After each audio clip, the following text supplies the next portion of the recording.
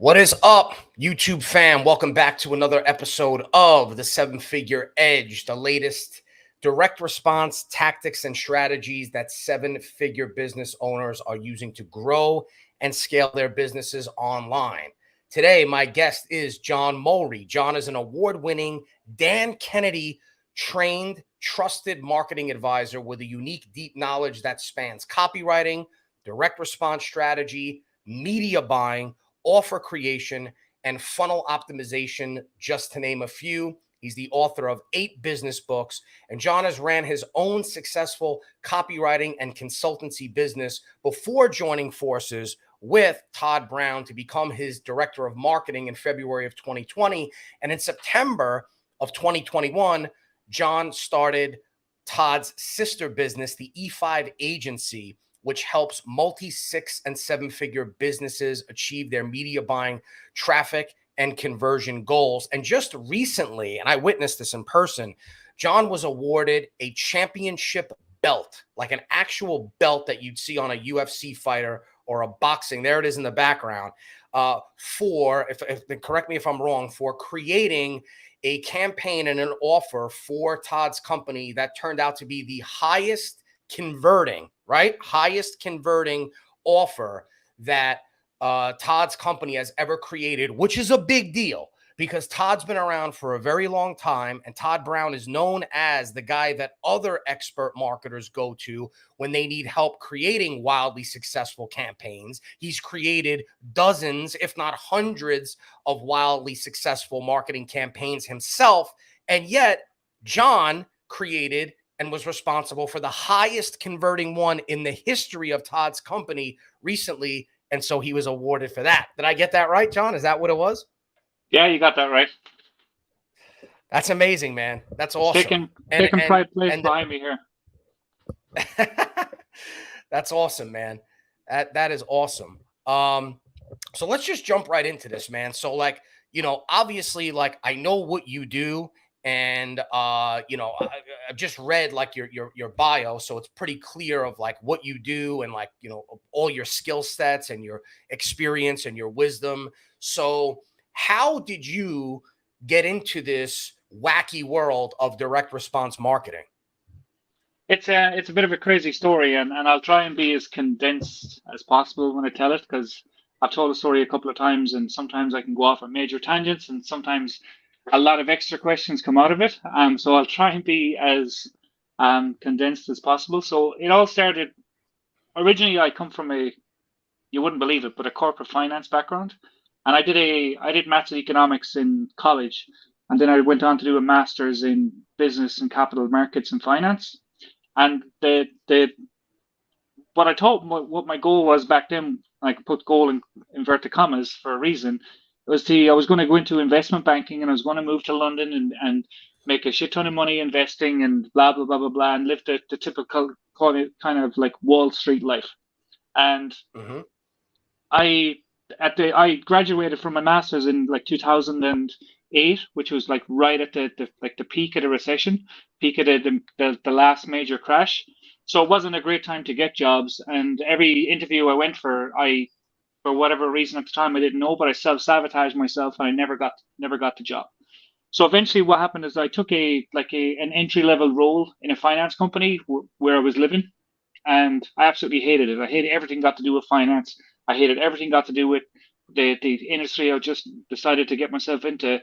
And I became really miserable and really unhappy, and I started drinking a lot and started doing things I shouldn't have been doing, and just was extremely, extremely unhappy. So it came to breaking point when I said to myself, something needs to change or something really bad is going to happen to me.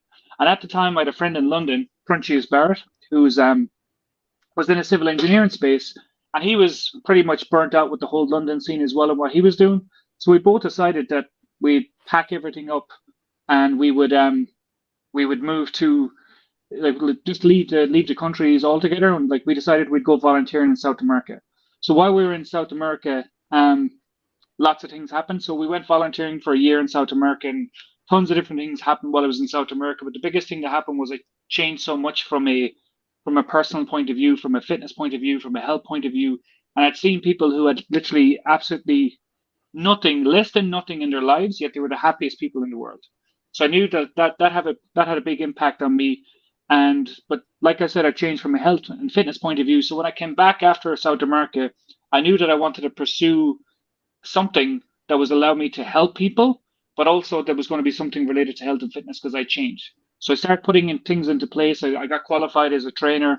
I got qualified in so many different things related to health and fitness, and I opened up a gym with the help of a my first ever coach, Cable McElderry. So I got like before I was even qualified, I hired a business coach in the gym space, and he geared me towards opening up a gym. So we opened up a gym, and I was like green as you could be. I'm opening up my gym. It just open the doors and I'll get clients.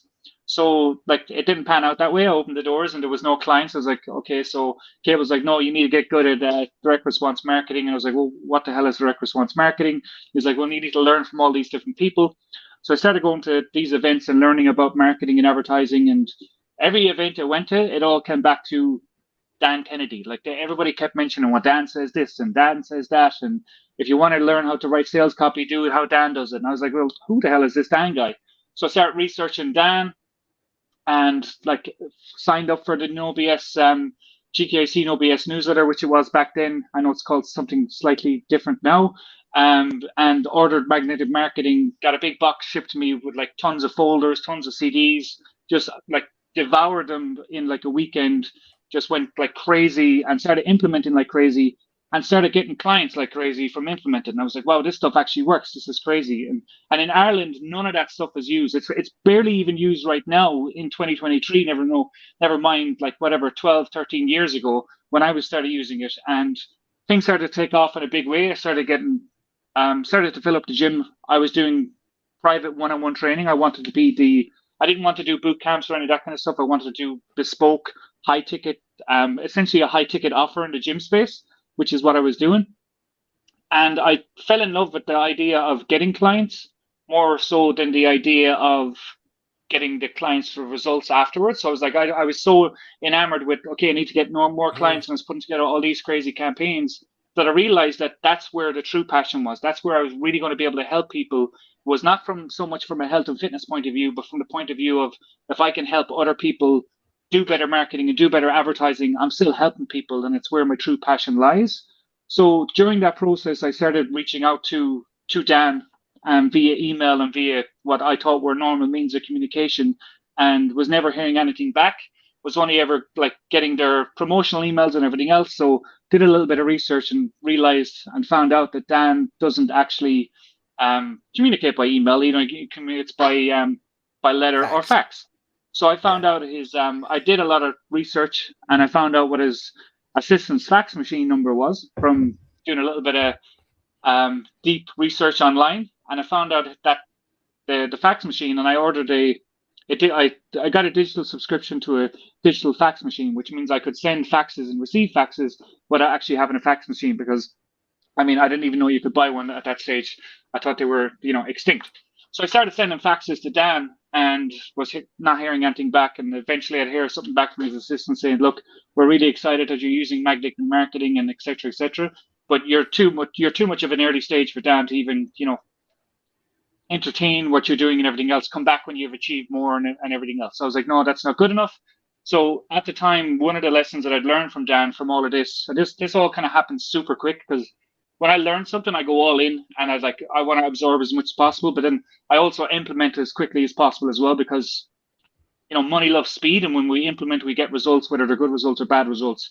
We get something that we can get feedback on. So I love implementing fast.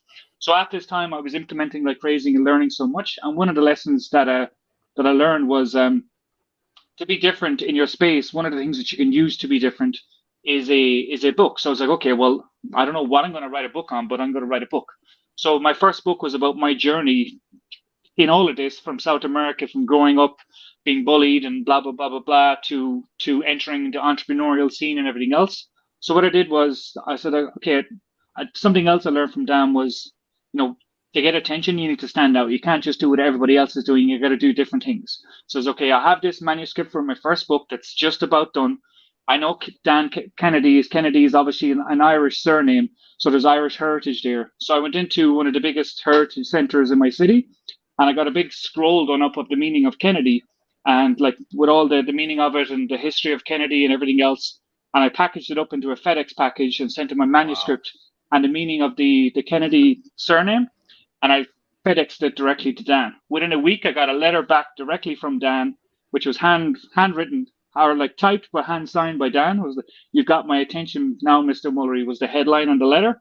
And then, like within a few weeks, I was invited over to Texas to meet the GKIC headquarters, and eventually partnered with them, where I became the first ever certified business consultant for GKIC in Ireland, and like was doing running monthly events for GKIC and my own consultancy business in Ireland. And then from there, to kind of condense the story as much as possible, from there transitioned away from GKIC, and because I was doing my own stuff so much, and transitioned completely online, from direct response to digital marketing. Started doing affiliate launches with some partners, and started doing, like, I was in the JV Zoo and Warrior Plus scene for a while, and while also running my consultancy business and publishing books to get clients and stuff like that. And then the opportunity came up to partner up with Todd in 2020, and it was just an opportunity that I just couldn't say no to. I mean, Wow. that's a bit of a kind of a word vomit explanation of how I got into things, but yeah, it's as condensed as I can be. No, I love it, man. I love it. And so like this thing that you did with the name is brilliant. So brilliant. And what's brilliant about it is, I think, so many times people, they want to get somewhere in life. They want to achieve some sort of a goal or result. And it's like sometimes it's the simplest things. Like sometimes people overcomplicate things and may think that maybe they need to like spend a lot of money in order to like get in front of somebody, or they need to like make it complicated, when in reality, it just has to be creative. And so like that was a super, like very, very creative like way to get in front of him. And so just out of curiosity, how did that idea come to you? Did it just like come into your brain like in the shower or on a run, or did you like list a bunch of things down and then pick that one as the winner? Like, where did that come from? At this stage, I don't know if I can even remember, to be honest, but like stuff like that, I've always kind of prided myself on being able to think a little bit differently about things like that, and being able to come up with see an angle that maybe other people can't see. And like if I'm trying to remember correctly, I think it just came to me like okay, I need to stand out. I need to do something differently. Everybody is like, what angle do I have that maybe makes me stand out a little bit more? And the fact that the Kennedy surname was Irish, and I'm obviously from Ireland, living in Ireland, I knew that there wasn't much of a presence already in Ireland from a Dan and a GKIC point of view. There was maybe a handful of copywriters in Ireland that like would have known who he was, maybe a handful of businesses, but very few else. So I knew that if I could tie my Irishness to the fact that there's a bit of heritage from Dan, it gives me an attention point that I can leverage, that then he may just pay attention and may just like nearly like it's like the little bit of the eyebrow or a little bit of a headline on sales copy, that if he reads that headline, he may continue to read the rest. And I knew that was that little pivotal point could help me out. And I just kind of got that idea. And like I said, I like to implement fast. So I didn't even do pros and cons, or is there any other thing I could do? It's like, no, this is it. Straight into town, got the thing printed up, got the manuscript printed up, and FedEx it off before I could even think twice about it. Wow. That's so cool, man. Cause it's actually like you had multiple things working for you there. So you had like the attention thing, number one, because nobody else was doing that. You had number two, you made him feel special. You had that factor because it was something really specifically geared toward him and not something generic. And then the third thing is you had that similarity factor working for you. Like I remember I read in one of Cialdini's books where they did this experiment where they wanted to test survey response rates from people, and they found that they could drastically increase the survey response if they made the sender name of the survey very similar to the recipient. And so like if you were sending a piece of mail to like Bob Smith, and like the sender's name was like Bob Schmidt or or Rob Smith or something like that. They found that like the response rate just from that one single thing was like double or triple what it normally was from not doing that. So there's that Wow. that subconscious like similarity factor that people don't consciously do that, right? They don't look at it and go, wow, this guy's name looks similar to mine, let me respond to him. It doesn't work that way. It all happens on a subconscious level. So I can almost guarantee you there was a little bit of that kind of like Irish camaraderie thing going on there as well. So it's brilliant, man. It's like triple, you hit him with, this triple play of stuff, which was awesome. Now, like, I'll put my hand up, and at the time, I wasn't thinking of any of that. I wasn't thinking of like, oh, this is what I'll do because this makes sense. It was just like, I want to learn from this guy. He's the best in the world. I want to learn from the best in the world. So what do I need to do to get his attention? And that's what I came up with it. Like my whole goal was like, okay, like I wanted to be like, and Dan talks about this in the past. Like a lot of people go to Dan because they're showing him his results. He's like nearly the parent is like, look at my grades I got in school. They're really good, and he puts the grades up in the fridge for everybody to see. I was getting amazing results with his stuff in a market where I knew not a lot of people were using it. So a lot of it was like, look what I'm doing, Dan. You got to see this. But at the same time, I did want to learn from him. But it wasn't like the three pieces that I did to get his attention. Like it was nearly just instinct for me, more so than like I engineered from the point of view of like, this is what I need to do. Yeah, gotcha. Okay. Let me ask you this, because you're the first person that I've had on the show so far whose area of expertise today, like I know you have, you've got copywriting, you've got offers, like you have a wide array of wisdom and experience in this world. But what you're focusing on today, you're the first person I've had on that focuses on the like a totally different part of this equation, not necessarily copy and offer and campaigns like marketing campaigns specifically, more about getting people to them, focusing on the traffic side and the media buying side. And so like, just out of curiosity, like, what do you, how are you like, are you enjoying that? Like what's that experience like shifting from, because I always feel like in this world that we live in, it's like traffic people and offer and copy people always have to work together. But there's usually, when things are working great, they're working great. But when they're not, there's always this, well, it's the traffic guy's fault. And the traffic guy's like, no, the offer sucks. And so how do you feel being on that opposite side of the fence now? And like, do you enjoy it? Or are you digging it more? Is it a different kind of learning experience for you? Like, what's it like to sit on that side of the fence? I mean, it's all of the above. It's definitely different. It's 100% enjoyable. I'm absolutely loving it. Like loving what we're doing from a traffic point of view. But for me, it comes back to something that actually that Todd has drilled into me so much. And from working with Todd closely as well, that for me, it's like when we see a problem, and I agree with you 100%. If we're dealing with clients, or if we're speaking to people or consulting with people, and they say, well, my traffic's not working, or well, my offer's not converting, like this, like, where'd you base that on? Where's the evidence in that? So where's the evidence that the traffic's not working? Where's the evidence that the offer's not converting, that the sales copy's not good enough, or whatever the case is? So being on the media buying side of things really allowed me to really get more critical and think critically about problems in funnels and problems in offers and problems in campaigns, more so than just jump straight to, oh, X isn't working, or B isn't, or Y isn't working. So now it's more a case of, okay, well, something is broken. Let's diagnose what side of the coin it's broken, because it's only either broken on the media buying side or it's on the marketing side. There's an issue somewhere. So now it's like, before it used to be like, okay, it's just not working. Let's move on and do something else. So now it's like, okay, no, there's a reason why something isn't working. Or is our traffic cost too high? Are we paying too much for a click? Or our click-through rate's not good enough? Or is it our opt-in page isn't converting enough? Or our sales page isn't converting enough? It's like more diagnostic now, where we actually look at where the problem is. And again, it's only on one or two sides. It may be on both sides, but it's not like it's a lot of people default to say, oh, I tried paid traffic, it doesn't work, without actually looking at the reason why it didn't work. Did their sales copy stink, and no matter how much good traffic you sent, it was never going to work? Or did their sales copy amazing, but they were just their economics were completely out of line, that it didn't matter how much traffic they sent, it would never work economically anyway. So now, being able to, having been on both sides of the coin, it's very, very clear for me to say, and when we're speaking with a potential client or a new client, whatever the case is, it's very easy for me to say, okay, well, the issue is here, let's focus here and ignore everything else for now. They're like, oh, but my opt-in rate's only 15%. It should be 30%. Yeah, but you're paying $15 a click, so it doesn't matter what your opt-in rate is until we fix that $15 a click issue.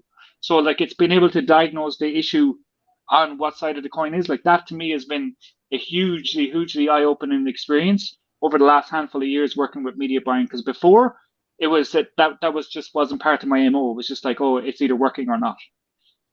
Yeah, it's funny you say that. Really funny you say that. It's ironic that you say that, because just recently I actually thought about that myself, and I'm like, one of the biggest takeaways and lessons that I've learned from Todd is the way Todd asks questions and drills down to really get to the root cause of something, or to figure out the problem that you're really trying to solve, right? And like, I've watched him do this, like at Top One, we'll do, especially like during the hot seats. So in Todd's Top One mastermind, there's always a part of the mastermind where we do these hot seats, where basically Todd and his partner Damien, and sometimes some of the staff as well, will field questions from members that are having challenges in their businesses. And like, oftentimes somebody will ask a question and Todd will have to navigate that question, sometimes with like 3 or 4 more follow-up questions, to really get to the real question, to solve the real problem. And it's so, like, the way he does it is so efficient, the way that he goes through it, and it saves so much time, right? Because the average marketer would like answer that first question, sometimes in an effort just to look smart, right? And he doesn't do that. He makes sure that he navigates to, he gets like the most, using the most efficient process for everybody's benefit in the room, to get you the right answer that you're looking for and to save everybody else's time. And so like, I've actually found myself picking up a lot of that. Like, I had a client recently who, like, they're in, I sent them off to do educated them about the research, how to do research. We're literally in the very first phase. I send them off to do their research, and he's coming back to me during the research phase with hooks. And he's like, what do you think about this hook? And what do you think about this hook? And what do you think about this hook? And I'm like, you're asking me a question that the answer that I give you is going to be completely subjective based on my direct response opinion of what I think.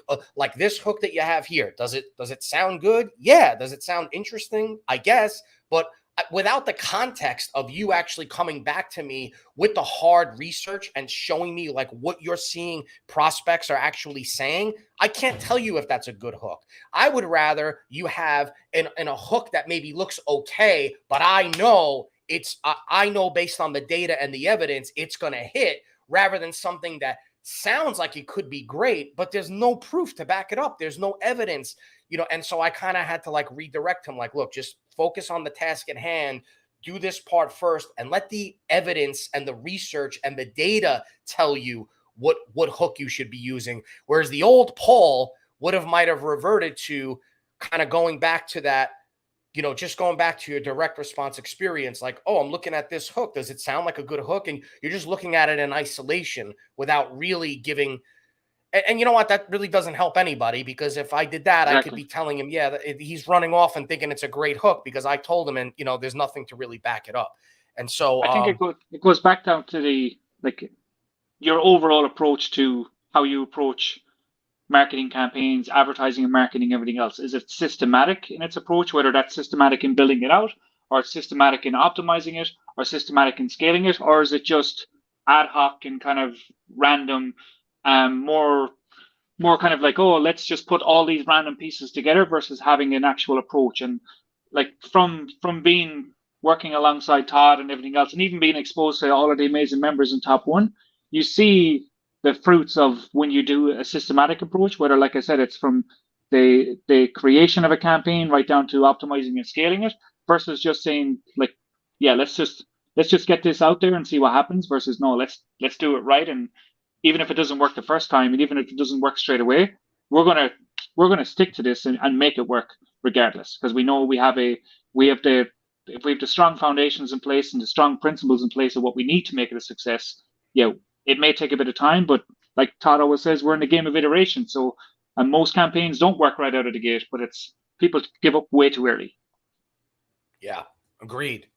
And so speaking of like getting things to work, like what tactic or strategies are you currently using like in the media buying world today that you would say are working really well? Because I'm totally like, that's not my world. Like the only opinion I have on that is like what I see coming up in my feed. If I see stuff, I'm like, oh, maybe that's working now, but I'm not actually behind the scenes at the controls like you are.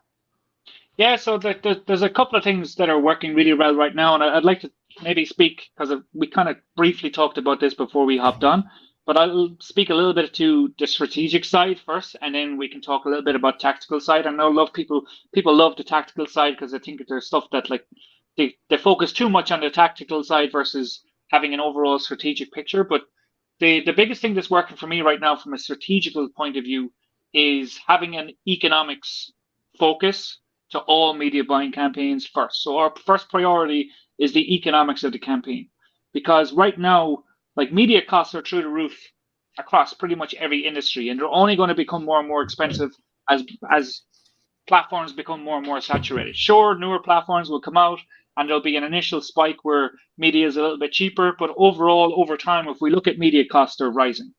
But a lot of people tend not to focus on that side of things, whereas the reality is if the economics of your campaign are not right, you could have the best funnel in the world, but you're not going to be able to make it profitable. You're not going to be able to acquire customers at break even at better, because the economics are stacked against you. So when I say economics, I mean that, okay, how much is it costing you to get a click, to get a conversion, to get a sale, to get a lead, whatever the case is, based on can your funnel actually sustain those economics? So say, for example, let's say the typical tripwire offer that's maybe, say, $5 or $7, whatever the case is. Right now, in some spaces, people are paying $6, $7, $8 a click. So to make those lower ticket offers work from an economics point of view, you either have to have crazy conversion rates that are just not actually living in the real world. So if you're paying $6 a click and your front end offer is $6, even with a couple of upsells, your AOV might be $60, $70 if you're lucky.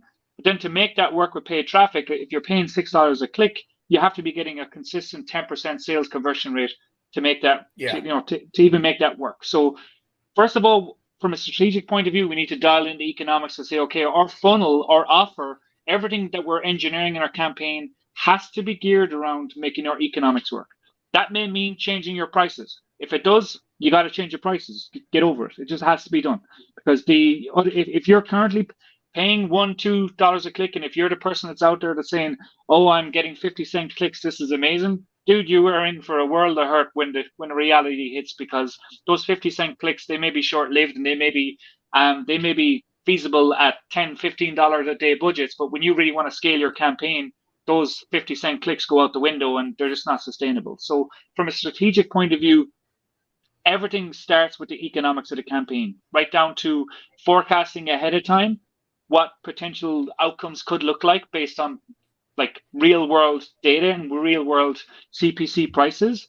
And we engineer a campaign from that standpoint of, like, not necessarily that always go higher ticket, but obviously the higher the price point, the better the economics. But obviously higher the price point oftentimes means lower conversion rates. So we have to have a balancing act there as well, but everything stems from economics. So for me, what's working right now is like that strategy has to be your primary focus, ensuring that the economics of your campaign, specifically if the lion's share of your business is run with paid traffic, which obviously it's the one where you have the most flexibility and the most control over.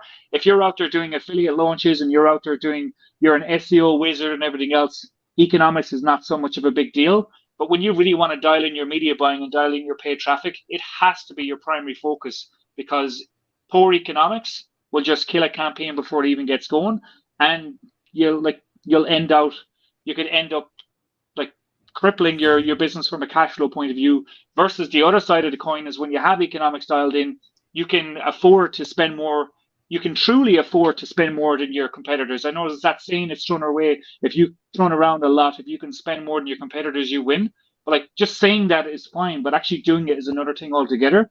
But when you can actually truly do it, the economics are incredibly stacked in your favor. You can do so many things, and you can have fun with your media channels versus trying to feel like they're bending you over a barrel trying to get them to work. So that's the first thing from a strategic point of view. Then from a tactical point of view, there's a number of different things that are working really well for us right now. I'll give you two specific ones that are relatively easy to implement for people regardless of where they fall on the spectrum of media buying. First is, and it kind of goes against the grain what a lot of people are talking about. A lot of people are still talking about how powerful video is and everything else, and video is amazing. Video is so powerful.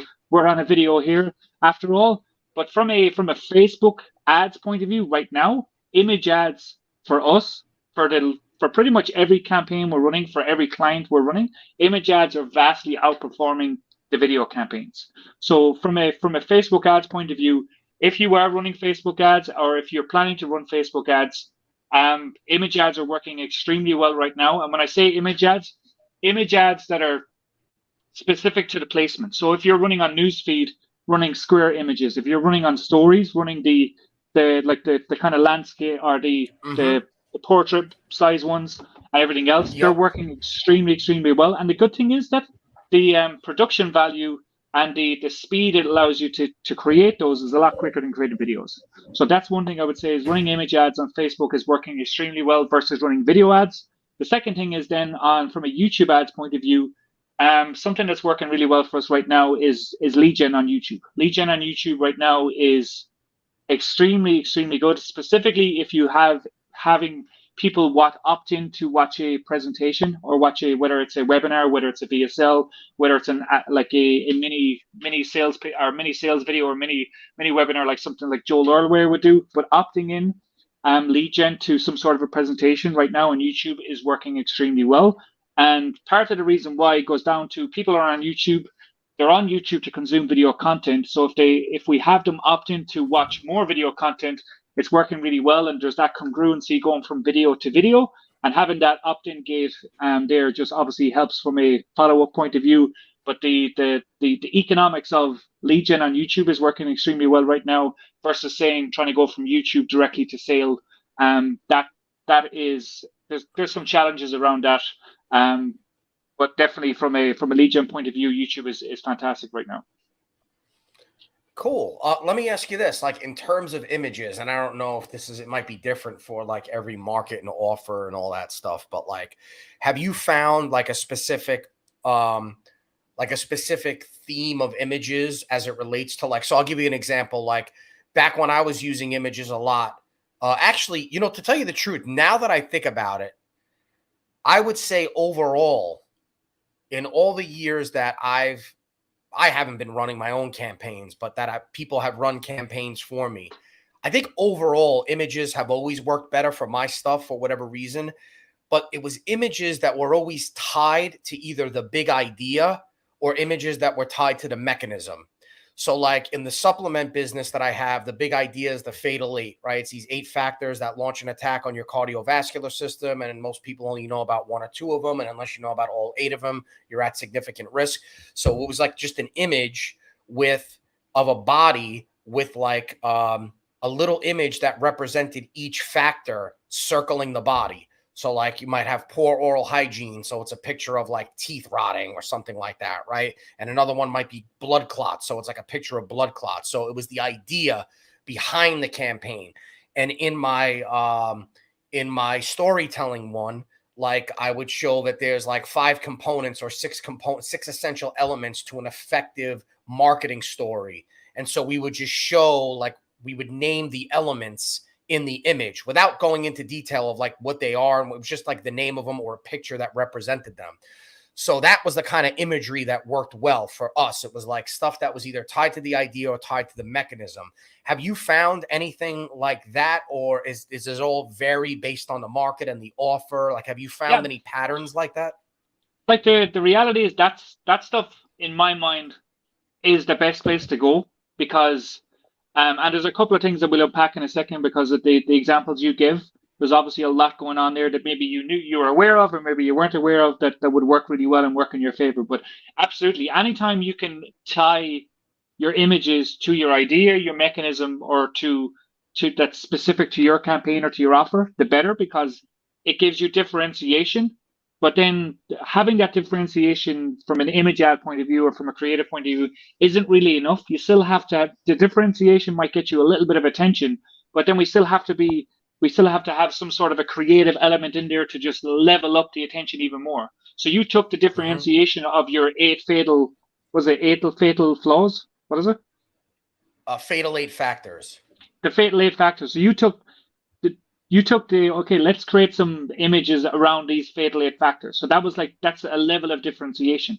But then you took that level of differentiation to another level by saying, okay, well, how can we portray the 8 factors in an image that makes them a little bit standoutish, that makes people like stop the scrolling and pay attention to it? So you're like, okay, well, maybe we can circle them on the body, and there's a massive curiosity around that. So like once you combine curiosity with congruency to your idea or to your mechanism, that's where you can really notch it up. And I think one of the things where people fall down on, and like we're guilty of this sometimes as well, we're not saying we're perfect in this by any stretch of the imagination, is that we give up too early in terms of coming up with creative ideas of portraying our hooks or portraying our big marketing idea or portraying our unique mechanisms in the forms of either a video or an image. Sometimes we come up with maybe 2 or 3 angles, but then if we actually spent a bit of time in the creative process to say, well, can we come up with even more?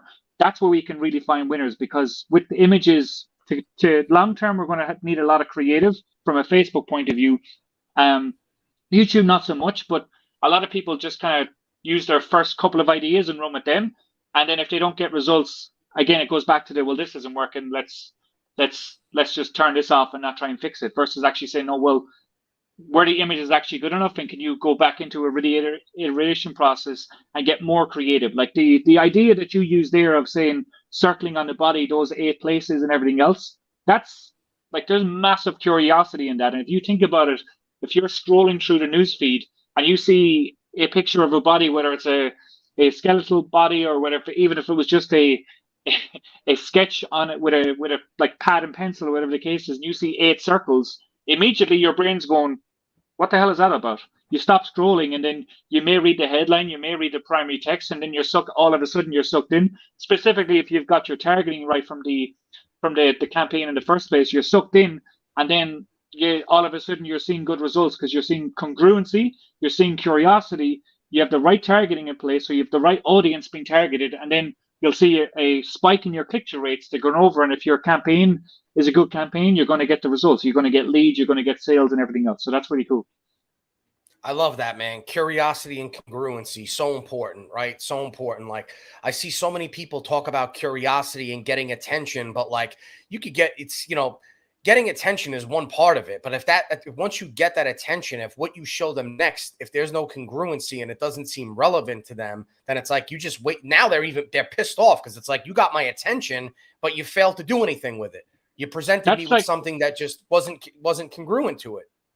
Yeah, and like it actually goes back. I did a lot of research on this in the past as well, but it actually goes back to, I forget the exact date, but I think it was 1945 or 1943 or something like that. The big shift happened in advertising back then when TV advertising was introduced. And back then, when it was first introduced, there was a handful of channels. So basically, all you had to do from an advertising point of view was what they used to do. You used to have like a 30-second slot, and you are 30-second to a 90-second slot. So essentially, you could have an infomercial for your offer, and you'd have enough time to explain your unique mechanism if you had one. You'd have enough explained to why it's superior than every other and why people should buy it. But then a shift happened where they condensed down the advertising time to so much where it became all about creativity. So you had like maybe 15 seconds, maybe 5 seconds, maybe 30 seconds, and it became just about getting it attention. And then all of a sudden you're seeing this influx of ads where you'd see dancing monkeys and you'd see, lizards and stuff like that just to get your attention. But then there was no congruencies behind it. And then all of a sudden this brand advertising started to take off where you'd see all these creative animals and ads, and you still see them today with like the big brand advertisers using them, and they're pouring money down the drain and they're not getting any results, but they have a different agenda than the rest of us. Their agenda is to appease their shareholders. Their agenda is not to be profitable on their campaigns and everything else. But you see this influx of just attention grabbing ads that don't lead anywhere. And everyday businesses start to model it because they don't have anything else, any other point of reference. So they just create attention for the sake of attention. There's no congruency. Sure, they might get attention, but you'll either just get attention, no results, or you'll get attention and piss people off because there's no value in there. There's no differentiation. There's nothing else. And there's certainly no congruency to whatever your offer is, your product is, or your services. Yeah, totally agree, man. And speaking of stuff like that, what are some things that, like, I don't know, either today or just historically maybe, that you've seen like people pass on as like sound advice that you completely disagree with? Oh, there's lots. We could be here all day talking about that. One of the first things that struck me was a quote from Earl Nightingale, and it's like, if you want a model for success, look at what everybody else is doing and do the opposite. And like, that always stuck with me, right down to it. It comes back down to when I sent Dan that manuscript and the scroll and everything else. Like, it's like, if I want to get someone's attention, who's willing to put that much money into their pocket to get someone's attention, where everybody else, all they're willing to do is maybe send a Facebook message, maybe send an email, maybe send a cold email and hope for the best, versus actually doing something completely different, doing the opposite of what everybody else would do to get the results. So in terms of like advice that's out there today, there's a lot of advice that's out there today that's basically, there's that saying of like, you just need, all you need is a funnel and you'll get the results that you want. Well, the reality is no, like, getting a funnel is just one step of a larger picture. And I think a lot of people get sucked into this idea of the fast and easy results that we can get online, and it's probably what lured us into the first place, is that idea of fast, easy way of making money online, and etc. etc. etc. The reality is that the reality behind it is that there's a lot more moving parts, and there's a lot more specific steps that need to be put into place. But concrete examples, so say for example, anytime, like from a media buying point of view, people default to Facebook as their primary traffic source. Like, it's always Facebook. It's like, oh, are we running ads? Yeah, we're running ads on Facebook. But the reality is my MO is to, okay, well, first start where the market is, but then leverage what's best for the offer and what's best for the campaign. And the majority of the time, starting with Facebook is not the right thing to do. Starting with something like a seed keyword campaign on Google, or if you have the budget and if you have the creative flexibility from an ads point of view, to do something like YouTube, versus say just default to Facebook because Facebook is what you've normally done. It's easy to set up a campaign on Facebook. Yeah, it's easy to set up a campaign on Facebook, but it's hard to get a campaign working on Facebook. It's hard to get a campaign profitable on Facebook. But the majority of people just default to Facebook because it's what everybody else does, or it's what they've known, and it's what they're used to, and it's what's in their comfort zone. Oftentimes when we start with new clients, oftentimes we start with Google. And then if their budget and if their, like I said, their offer warrants it, we'd go to something like YouTube. And something that I like about YouTube versus Facebook is the lack of creative fatigue. So one of our clients, we've been running on YouTube for well over a year now, and we've had one creative in the last year. The whole year we've been running one creative. We've started to add more creatives to the mix now, but we're scaling to 100K per month in ad spend with one creative on YouTube, and we're profitable day one, and we have a 3x ROAS overall with one creative. Can you do that on Facebook? Wow. Not at all. We've taken over their Facebook ads recently. There was another agency running their Facebook ads. We've taken over their Facebook ads, and we've gone in and we're working on optimizing that now. And the reality is that they were over reliant on creatives in the Facebook ad account, and we've started to introduce fresh creative, and we're starting to get fresh results. But Facebook is a very creative, hungry platform, versus on YouTube, you find that now. It took us a while to find that one ad that would like it, but once we did, like, that's it, one ad out the door, and that ad is scaling like crazy. So like, I'd encourage people to really take a hard look at the platform that they're currently using, And when they go to set up a new traffic campaign or they go to work with an agency, if the default is just going to Facebook, ask those critical questions of why are we doing Facebook? Is Facebook really the right platform for this, for us? And if it is, fantastic. But then, like, once you start to ask those questions, you may find that, well, actually, no, there's a lot of search traffic here, and that we can capitalize on Google AdWords. Like, say, for example, I'll use the stop smoking niche as an example, because I know it's something that's pretty close to that. There's a campaign that we're going to be working on that pretty soon, and we could do Facebook for that, we could do YouTube for that, but there's an absolute metric ton of search volume out there on people searching on how to stop smoking. We would be foolish to not try and capitalize on that, because that's low hanging fruit from a traffic point of view that maybe we can't make it work economically, but from a starting point, it makes sense to start somewhere like there. So I'd encourage people to really think critically about their media platform and whether the one they're currently using is the best one that they should be using. Now, you said that Facebook is very creative heavy. So why is that? Is it just because of the intent of the context, the user experience? Like, why is it that creatives fatigue so rapidly? I mean, you would think there's 3 billion users on there, but yet it seems like, I don't know, in my experience, I've had to refresh them sometimes on a weekly basis. Yeah, I mean, and sometimes even more than that, depending on what your spend is. It comes down to the dynamic of the journey that someone goes through when they see an ad. On Facebook, someone can literally just scroll past your ad. It's all in a feed, and that feed is constantly changing. It's like it's constantly moving, constantly moving, constantly moving. People are scrolling up, they're scrolling up, they're scrolling up, they're scrolling up. So they're constantly being fed new content, whether that's organic content from people just posting on their personal, whether it's organic content from people posting on their page, or whether it's ads. So they're constantly just scrolling up. From a YouTube point of view, or even from a Google point of view, they search for something, they see the result. That result is static for a certain period of time. In Google search results, that result isn't changing. The search results doesn't suddenly change after a second to another ad. The ad is there, and they either click it or they don't. In YouTube, you have at least 5 seconds before you can skip the video if you're doing skippable in-stream. So it's not like in the first 5 seconds to see 50 ads they can scroll through. It's one ad that they see, so you either get their attention or you don't. And if you get their attention, you have a period of time before that impression turns into a view, and you're only charged based on views versus in the scenario of Facebook where if you don't get their attention, they have to scroll through a feed again to see the ad again. So the dynamic is completely different, and it's why I prefer something like Google or YouTube, because you have that static attention versus this dynamic where you might get it or you might not get it. And just out of curiosity, what does Facebook consider an impression? If literally if someone pops up on my feed and I literally just scroll right past it, does that count as an impression? Yeah, if the ad is shown, whether it's shown in a millisecond or it's left there for an hour, it's an impression. And likewise, an impression might be if you're on desktop and you're doing the right hand column targeting.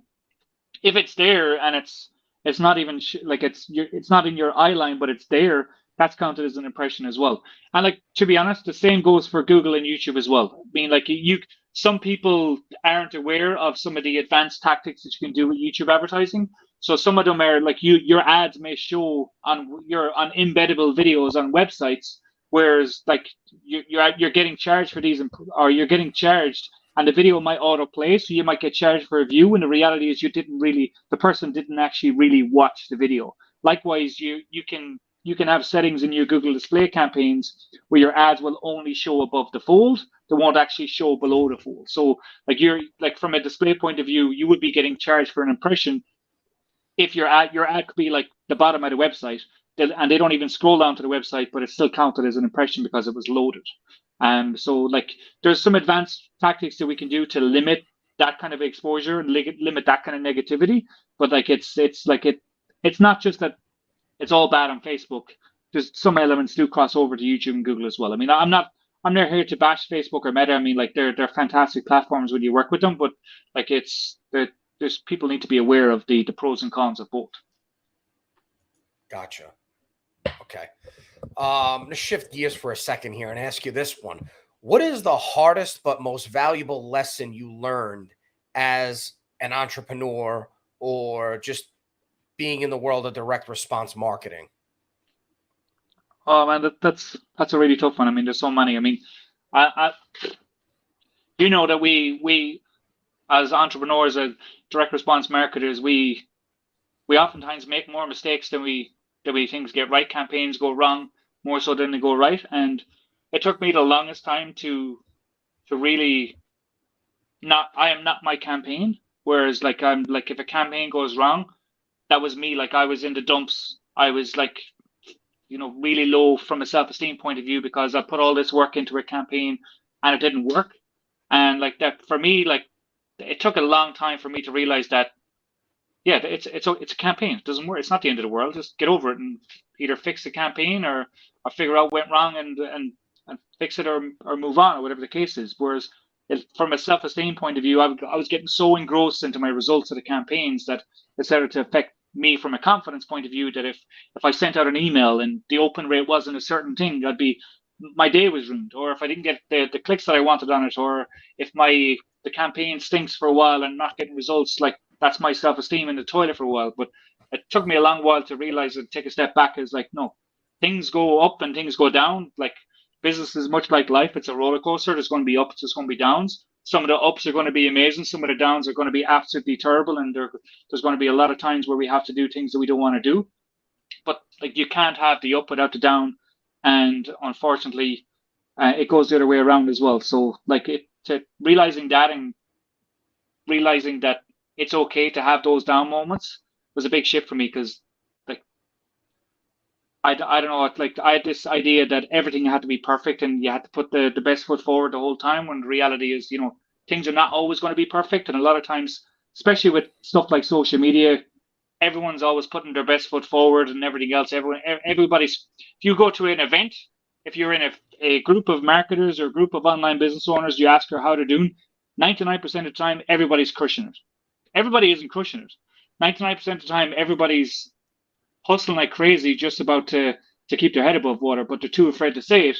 But when you can actually be real and be honest and actually be open to the fact that things are not always going to go the way you want them to go, that was a big shift for me to be able to realize that and be able to realize that when they're not going right, it's not necessarily a reflection of me as a person. It's just a reflection of something needs to change in the business, something needs to be optimized or fixed or whatever the case is.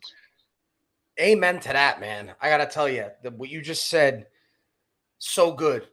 Like I read something from Tony Robbins recently where he said there's 3 P's, like no problem is permanent. He said usually what really messes people up is they think their problems are permanent, pervasive, and I forgot what the other one is, but the permanent and the pervasive ones really stuck out to me because he said the permanent one is like you get caught in this state of mind where you think whatever's going on is forever, right? Or not necessarily that you think the problem is going to last forever, but what you said before is like you think it changes your identity forever. Like it makes you feel like you're now this person, like you're a failure forever. Like you have this part of your identity forever because this event happened in your life. And he's like, nothing in life is permanent, right? Both good and bad. And then the pervasive thing is like how, you have something going wrong in one area of your life or not as you planned. And then you think you think that because of that, you're a screw up in other areas of your life, or you let that affect other areas of your life. And like, look, I've been there more times than I would like to admit. And like every single time, we all have. Yeah. And what's helped me is every single time I just take a step back. I take myself out of the equation and I go like, Paul, what are you?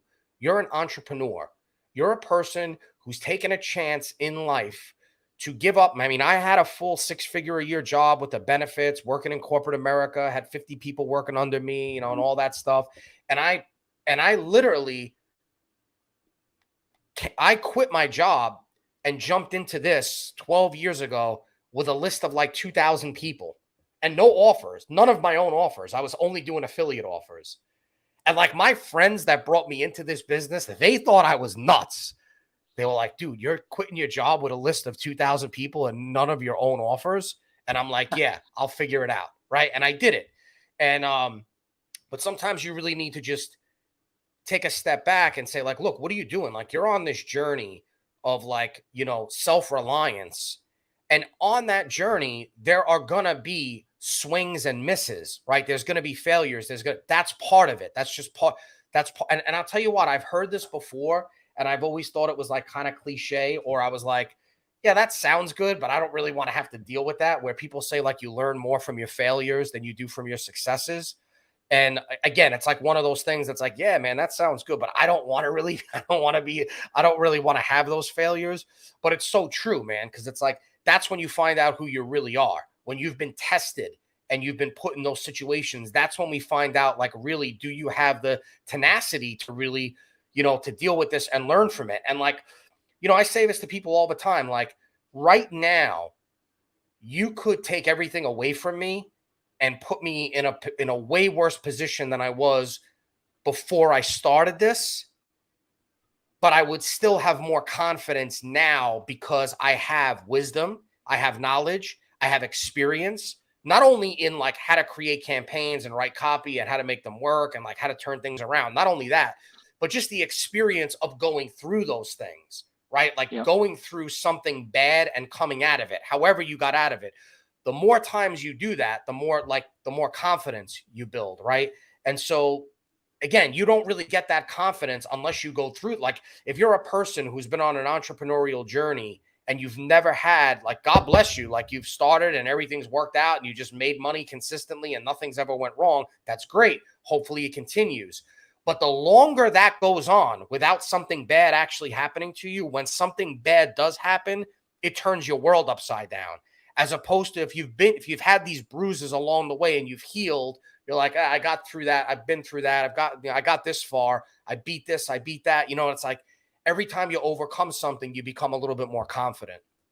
Yeah, I think a weird example or a weird analogy of this actually happened when myself and my wife Jess were just back from Iceland, as you know. But while we were in Iceland, our very last night we went to this place called the Sky Lagoon, and it's an incredible, like, scenic place where it's basically hot pools overlooking the bay, overlooking there was Yeah. actually a volcano erupting and everything else.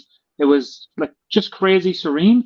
But in the place, there's this ritual that you go through, and part of the ritual is getting into an ice bath. It's basically this outdoor jacuzzi, except it's not a jacuzzi; it's an ice bath. And, like, I have my own cold plunge here in my house, and I do a cold plunge 3 or 4 times a week. So I was sitting in the ice bath, and at one stage I did 11 minutes in a row in the ice bath, and people were hopping in, dipping their toe in, saying, "No, it's too cold, I'm out." And, like, they jump in, barely get their ankles or knees in, and they were jumping out straight away. And I'm there sitting there underwater for a lot of the time, just sitting there in the ice bath. They're like, "Who is this guy? This guy's crazy. What's he doing?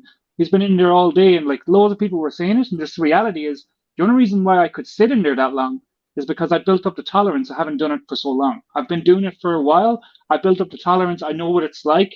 I've been there. Every time I get in, I want to get out, but I've built up the tolerance and built up the pain threshold to be able to stay longer than the next person.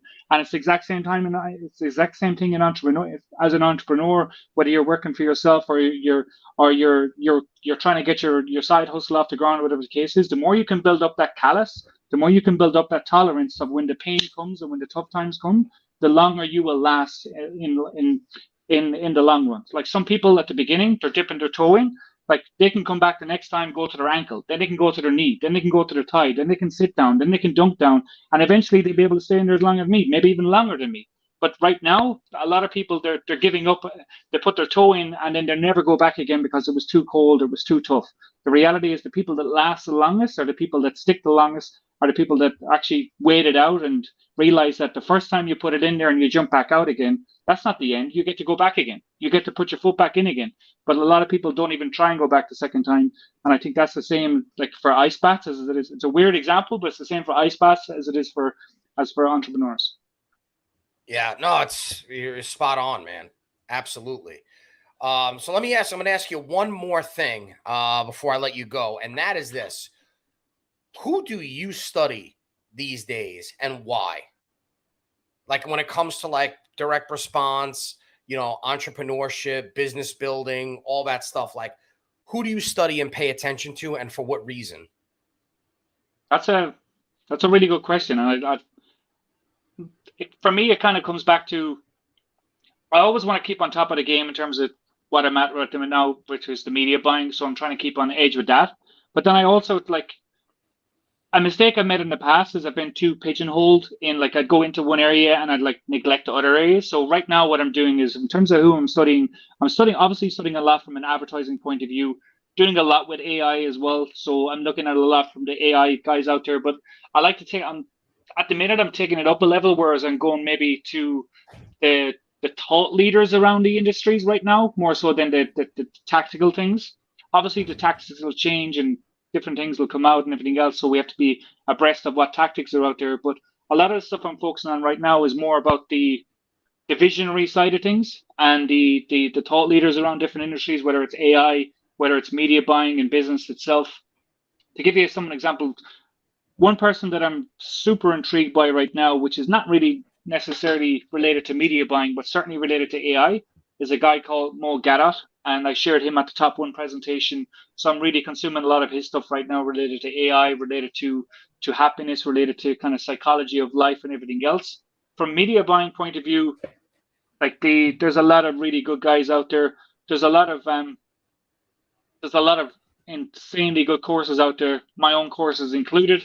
But then it's a lot of it is being in the trenches and actually learning from real data versus just learning theory and learning from information and courses and everything else. The best things you can study is your own results and your own whether they're good results or bad results. So that's something that we're doing a lot of right now. We're doing a lot of introspective, deep diving into previous campaigns, previous results, good or bad, previous clients that maybe didn't go the way they could have went. Why didn't they go? And if we applied our strategies to them now, how could we look at how would those results be differently? And does that give us a leverage point to maybe reach out to those clients and see if we can reactivate them, because we're constantly learning, constantly evolving, and we can improve that way. So a lot of thought leaders around different spaces, but then also studying real data, real results is something that I'm kind of focusing on right now. Gotcha. Cool. So tell folks, like, where can they, is it e5agency.com? So we have the .com, but for whatever reason, when we first set up the agency, it wasn't available. We bought it afterwards. So it's e5agency.co. We still haven't gotten around to making the switch to everything over. It's in the works, but we've just been too busy with clients and too busy building out campaigns. So we're just doing .co at the minute. So e5agency.co. If anybody wants to reach out to me that watches this, you can reach out to me at john@e5agency.co. I'm on social media, but I'm not really on social media. I'm only on it when I need to be on it. Like if you send me a message, I was chatting with Jess last night. I accidentally opened up the Facebook platform on my phone, and Jess is like, "Oh, you have 5 messages and 17 friend requests," whatever the case is. Like, "All right, yeah." And I just close it out again because I'm just not active on it. So if you send me a message on Facebook, I might see it 6 months down the line. So if you're expecting a response, sorry, you mightn't see it straight away. But you can reach out to me by email. I'll definitely see any kind of email there. So john@e5agency.co is probably the best way to reach me. Cool. And John is also a part of Top One Mastermind. This is a group consisting of a couple of dozen of the savviest direct response marketers in the game, doing a combined 400 million last time we checked. So if you are doing direct response online marketing and you're doing over $1 million per year, I definitely would invite you to check out top1mastermind.com and become a part of this group. See if you qualify, fill out an application, get in this room. You'll be around people like me, John, Todd Brown, Todd's business partner, Damien, and just a wide array of super savvy entrepreneurs that are absolutely crushing it in the game. And so, John, thank you so much for doing this, man. I had a blast with you, as I always do. It's really fun. I'm going to be seeing you pretty soon in Austin, Texas for a different event, which will be really cool. But thanks so much for doing this, man. I appreciate it. Yeah, I'm delighted. Hopefully it was valuable for people. Hopefully people can implement some of the stuff we shared. And so, Paul, it's always a pleasure. Always a pleasure. Cool, man. Talk to you soon. See you later, everybody. Thanks for watching.